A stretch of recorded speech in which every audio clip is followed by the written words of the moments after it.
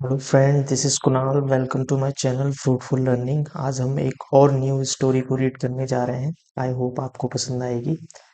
चलिए स्क्रीन पर चलते हैं। जैसा कि आपको स्क्रीन पर दिखाई दे रहा है, आज की स्टोरी का जो टाइटल है वो है द प्राउड रोज, घमंडी गुलाब। जो गुलाब का फूल है, उसकी एक घमंडी गुलाब का फूल है, उसके बारे में एक स्टोरी है। चलिए इसको रीड करते हैं, स्टोरी को, और जानते हैं हमें इस स्टोरी से क्या कुछ सीखने को मिलता है ना? क्या सीख मिलती है। उससे पहले मैं आपको बता दूं, जितने भी वर्ड हैं जो मैंने हाईलाइट किए हुए हैं, वो इसमें बहुत ही अच्छे वर्ड दिए हुए हैं। मैं सबकी मीनिंग आपको पढ़ते पढ़ते, रीड करते करते इस स्टोरी को बताता चलूँगा, और जितना भी इसमें ग्रामर का यूज़ हुआ है, स्ट्रक्चर लगे हुए हैं, वो भी साथ ही साथ आपको एक्सप्लेन करता जाऊँगा। चलिए स्टार्ट करते हैं ना। वंस ऑन अ टाइम, एक बार की बात है, in a desert far away, there was a rose who was so proud of her beautiful looks। तोड़ते हैं इसको। वंस अपॉन अ टाइम, एक बार की बात है, इन अ डेजर्ट, डेजर्ट मतलब होता है रेगिस्तान, फार अवे दूर, बहुत दूर, रेगिस्तान में बहुत दूर, there was a rose who, एक रोज था, एक रोज का फूल थी, who was so proud of her beautiful looks, जिसे अपने जो उसका लुक्स था, सुंदर लुक था, उसको उस पर बहुत घमंड था, है ना? प्राउड ऑफ मतलब घमंड करना, और मतलब अपने, यहाँ पर जो फूल है गुलाब का, उसको एक फीमेल की तरह डिनोट किया गया है, दर्शाया गया है। तो हम उसको उसी तरह से लेंगे। एक गुलाब की फूल थी जिसको अपने लुक्स पर बहुत ज्यादा घमंड था। इतना मीनिंग निकलता है इसमें से, सेंटेंस का। चलिए आगे बढ़ते हैं। हाँ, इसमें मैं एक ग्रामर, एक वर्ड है उसको समझा देता हूँ, आपको बहुत काम आएगा ये। इसकी कॉम्पिटिटिव एग्जाम में इसकी क्या एरर पूछी जाती है। अगर ये वर्ड दोनों, डेजर्ट जो है, अगर जिसको जानकारी होती है वो सही कर देता है। दो वर्ड होते हैं ये डेजर्ट के। जो जो डेजर्ट दिया हुआ है उसका मतलब होता है रेगिस्तान, है ना? और इसके अंदर एक और एस लग जाए, डबल एस हो जाए, DESSERT, डेजर्ट, तो उसका मतलब होता है मिठाई। जो हम खाने के बाद मीठा खाते हैं, उसको हम डेजर्ट बोलते हैं, है ना? होटलों में ये डेजर्ट लिखा हुआ आपने देखा होगा या सुना होगा ना। आगे बढ़ते हैं। फार अवे आपको पता ही है, बहुत दूर है। प्राउड ऑफ मैंने बता ही दिया है, घमंड। ठीक है, आगे बढ़ते हैं। Her only complaint was growing next to an ugly cactus. जो गुलाब की फूल थी, उसकी केवल एक कंप्लेंट थी। क्या कंप्लेंट थी? कि उसको जो है, नेक्स्ट टू मतलब बगल में, नेक्स्ट टू का मतलब होता है बगल में, अगली मतलब गंदा, बदसूरत, कैक्टस मतलब एक, वो एक पौधा होता है नागफनी का, शायद आपको पता होगा। तो उसको इस गंदे या मतलब इस बदसूरत पौधे के पास में उगना पड़ा, या उगा दिया किसी ने। इस चीज से उसको नफरत थी। ये उसकी एक कंप्लेंट थी कि मुझे एक खूबसूरत पौधे के साथ में क्यों उगना पड़ा, है ना? इस तरह की उसकी एक कंप्लेंट थी, क्योंकि उसको घमंड था अपनी खूबसूरती पर।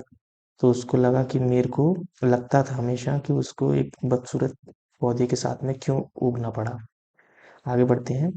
Every day the beautiful rose would insult and mock the cactus on his looks. क्या करता था वो? जो रोज है वो क्या करती थी? एवरी डे, प्रत्येक दिन, द ब्यूटीफुल रोज, जो खूबसूरत गुलाब थी, वो क्या करती थी? Would insult and mock. Insult मतलब मान करना किसी का, मॉक मतलब उपहास उड़ाना, मजाक उड़ाना। तो ये पूरा एक फ्रेज बनता है यहाँ पर। इंसल्ट एंड मॉक मतलब उसका मजाक और उपहास उड़ाती थी प्रत्येक दिन, every day. The cactus on his looks, उसके जो कैक्टस का लुक्स था, उसको, उस पर वो हमेशा उसको अपमानित करती थी और मजाक उड़ाती थी। कौन? जो रोज है, गुलाब है ना?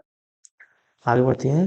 All while, the cactus remain quite. All while मतलब होता है पूरे समय, है ना।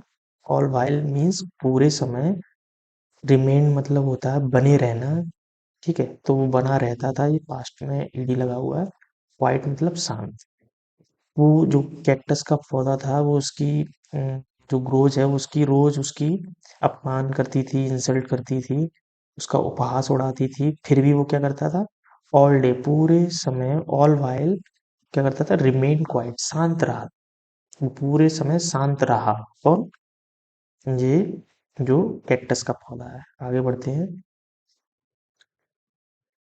All all the other plants nearby tried to make the rose see sense, but she was too swayed by her own looks. छोड़ते हैं इस सेंटेंस को, क्या मतलब है इसका। ऑल द अदर प्लांट्स, जो और भी प्लांट्स थे, जो पौधे थे, नियर बाय मतलब पास में, बगल में, ट्राई टू मतलब कोशिश करते थे, to make the rose see sense मतलब उस जो रोज है जिसको अपने आप में घमंड था उसको ये समझाने की कोशिश करते थे कि उसके अंदर सेंस पैदा हो जाए, वो उसको जो वो कर रही है, जो काम गलत काम कर रही है, अपमानित कर रही है, उस वो ना करे, उसे इस चीज के लिए समझाते थे। कौन? ये सारे बगल वाले पौधे। उसको कुछ समझ नहीं आता था, वो क्या करती, बट लेकिन सी वॉज टू स्वैग। स्वैग मतलब होता है प्रभावित, टू मतलब बहुत ज्यादा, लेकिन वो क्या थी, बहुत ज्यादा प्रभावित थी बाय हर ऑन लुक्स, अपने लुक्स को लेकर बहुत ज्यादा घमंडी थी, या उसको उसके अंदर बहुत ज्यादा घमंड आ गया था, बहुत ज्यादा प्रभावित थी वो अपने लुक्स को लेकर। आगे बढ़ते हैं। One scorching one scorching summer. Scorching मतलब होता है झुलसा देने वाली, बहुत ज्यादा तेज गर्मी। समर मतलब गर्मी, झुलसा, एक झुलसा देने वाली गर्मी। The desert became dry. एक झुलसा देने वाली गर्मी में गर्मी थी आई, तो उसने क्या किया, द डेजर्ट बिकेम ड्राई। उस टाइम पे क्या हुआ, उतनी गर्मी में जो रेगिस्तान है वो क्या हो गया, ड्राई हो गया, वो सूख गया। आगे बढ़ते हैं। And there was no water left for the plants. जो जब वो इतनी तेज झुलसा देने वाली गर्मी आई, तो उसमें क्या हुआ, तो रेगिस्तान है वो पूरा सूख गया, और there was no water left मतलब बचा, लेफ्ट मतलब किसी चीज का बचना, कोई जो पानी है वो बिल्कुल पानी नहीं बचा फॉर द प्लांट्स, जो जितने भी पौधे थे उनको, उनके लिए रेगिस्तान में बिल्कुल भी पानी नहीं बचा, इतना पूरा रेगिस्तान सूख गया उस झुलसा देने वाली गर्मी में, है ना। आगे बढ़ते हैं। The rose quickly begin to wilt. Wilt मतलब वो सूखना या मुरझाना। तो जो रोज है, जो रोज गुलाब है, वो क्विकली मतलब जल्दी से, बिगिन मतलब शुरू हो गया उसका क्या, सूखना या मुरझाना। जब इतनी गर्मी पड़ी झुलसा देने वाली, तो पानी सूख गया रेगिस्तान का, और जो रोज का पौधा जिसको अपने आप में घमंड था वो जल्दी से क्या सूखने लगा और मुरझाने लगा, है ना। आगे बढ़ते हैं। हर beautiful petals dried up. Petals मतलब होते हैं पंखुड़ियाँ। जो उसकी पंखुड़ियाँ थी खूबसूरत, किसकी, गुलाब के फूल की, वो सूख गई, है ना। आगे बढ़ते हैं। लूजिंग देयर लस कलर। लस मतलब होता है रसीला, कलर मतलब आप जानते हैं। तो लूजिंग मतलब खोते हुए। किसी भी सेंटेंस में अगर किसी वर्ब में आईएनजी आता है तो उसका मतलब निकलता है कोई काम करते हुए। ये मैंने पहले की कई वीडियो में बताया है ना, इसको याद रखना। तो लूजिंग देयर लस्ट कलर। एक चीज और बताना चाहूंगा, ये जो देयर है, अगर ये सारे पौधों की बात हो रही है तो ये देयर सही है ना। अगर ये केवल गुलाब के फूल की बात हो रही होती तो यहाँ पर देयर की जगह आर आता। देयर आया है वो बहुवचन, बहुत सारे पौधे हो गए इसीलिए, तो प्लूरल के लिए, प्लूरल में हम देयर का यूज करते हैं। ये एक प्रोनाउन होता है, उसको हम प्रोनाउन का एक पूरा जो चार्ट होता है उसको एक्सप्लेन करेंगे बहुत ही जल्दी, है ना। तब आपको ये सारी चीजें समझ आने लगी। ठीक है। अपने जो रसीला कलर था उसका, उसको लूज करते हुए क्या हुआ, लुकिंग टू द कैक्टस, उसने कैक्टस की ओर, ये भी वही मीनिंग निकला, looking to the cactus, cactus की ओर देखते हुए। She was a sparrow dip his beak into the cactus to drink some water. जब वो कैक्टस की तरफ देख रही थी, देखते हुए, तो उसने क्या देखा? सी वॉज अ स्पैरो। स्पैरो एक पक्षी का नाम है, गौरैया नाम है। स्पैरो को हिंदी में एक पक्षी है, इसको बोलते हैं गौरैया, है ना। डिप मतलब डुबकी लगाना। हिज बीक, अपनी चोंच को उसने क्या किया? इनटू द कैक्टस, कैक्टस की पत्तियों में, पौधे में अपनी चोंच को उसने अंदर डाल दिया। टू ड्रिंक सम वाटर, क्योंकि जो कैक्टस का पौधा होता है, उसकी जो पत्ती, वो जो पौधा होता है, उसमें वो मोटा, उसकी जो पत्ती होती है वो बहुत ज्यादा मोटी होती है। उसमें उसने उसमें पानी सा भरा रहता है। तो जो स्पैरो पक्षी है, उसने उसमें चोंच लगा दी अंदर, और उससे पानी पीने की कोशिश की, है ना। इस चीज को देखते हुए इस चीज को देखते हुए, लुकिंग टू द कैक्टस, को कैक्टस को देखते हुए अब आगे बढ़ते हैं। दो असेम्ड, दो मतलब हालांकि, असेम्ड मतलब शर्मिंदा होकर। कौन? जो वो जो बहुत ज्यादा घमंड कर रही थी रोज अपने ऊपर, अपनी सुंदरता पर, वो हालांकि शर्मिंदा होकर, असेम्ड होकर, the rose ask the cactus, उसने क्या किया? कैक्टस से पूछा। क्या पूछा? देखते हैं। The rose ask the cactus, उसने कैक्टस से पूछा, if she could have some water, अगर उसके पास कुछ पानी हो सकता हो तो वो मुझे दे दे। इस चीज के लिए उसने पूछा।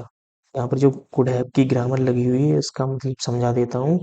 ग्रामर में, स्पीकिंग में, जब भी हम किसी से कुछ मांगते हैं इंग्लिश में पोलाइटली, जैसे कि मैं आपसे बोलूं कि मुझे आपका फोन दे सकते हैं क्या, आपका फोन मिल सकता है क्या, तो हम इसको इंग्लिश में बोलेंगे, could I have your phone, मुझे आपकी पेन मिल सकती है क्या, could I have your pen, could I have your book. किसी भी चीज को पोलाइटली मांगने के लिए हम कुड आई हैव को, जो ग्रामर है कुड हैव की जो ग्रामर है उसका यूज करते हैं। उसी ग्रामर का यहाँ पे यूज किया, मतलब उसने पानी मांगने के लिए पोलाइटली इस ग्रामर का यूज किया। सी कुड हैव सम वाटर, मतलब उसको पानी मिल सकता है क्या। द आगे बढ़ती है। The kind cactus readily agreed. Readily मतलब होता है बहुत आसानी से, है ना। जो दयालु कैक्टस था, उसने आसानी से अग्री कर लिया, मतलब उसने आसानी से मान गया उसको पानी देने के लिए। हेल्पिंग देम बोथ, तो उसने क्या किया? सब दोनों की मदद करते हुए, थ्रू द टफ समर, एक बहुत ज्यादा कठिन गर्मी में, बहुत ज्यादा तेज गर्मी में, उसने क्या किया? उनको पानी दे दिया। किसको? स्पैरो को भी दिया और उसको भी दिया, रोज को। एज फ्रेंड्स मतलब दोस्तों एक दोस्त के नाते उसने इनकी हेल्प कर दी, दोस्ती के नाते, है ना। जैसे दोस्तों की मदद करते हैं, वैसे ही इसने उनको दोस्त समझकर उनकी मदद कर दी, क्योंकि कैक्टस बहुत दयालु था, हाँ? इस स्टोरी से, ये स्टोरी यहीं खत्म हो गई है। स्टोरी से हम क्या सीखने को मिलता है वो भी हम देख लेते हैं। मॉरल ऑफ द स्टोरी क्या है इस आज की? नेवर जज any one by the way they look. किसी को, नेवर जज मतलब किसी को जज मत करो, anyone by the way look, वो कैसे दिखते हैं, किसी की लुक्स के हिसाब से हमें किसी को जज नहीं करना चाहिए, है ना। हमें इस कहानी से ये शिक्षा मिलती है, किसी के लुक्स पे हंसना नहीं चाहिए, मजाक नहीं बनाना चाहिए, क्योंकि लुक्स मैटर नहीं करते। आखिर में इसका इंसान का नेचर, उसका एटीट्यूड ही मायने रखता है ना। हमारी स्टोरी यहीं खत्म हो जाती है। See you in the next story, till then take care, have a good day, bye bye.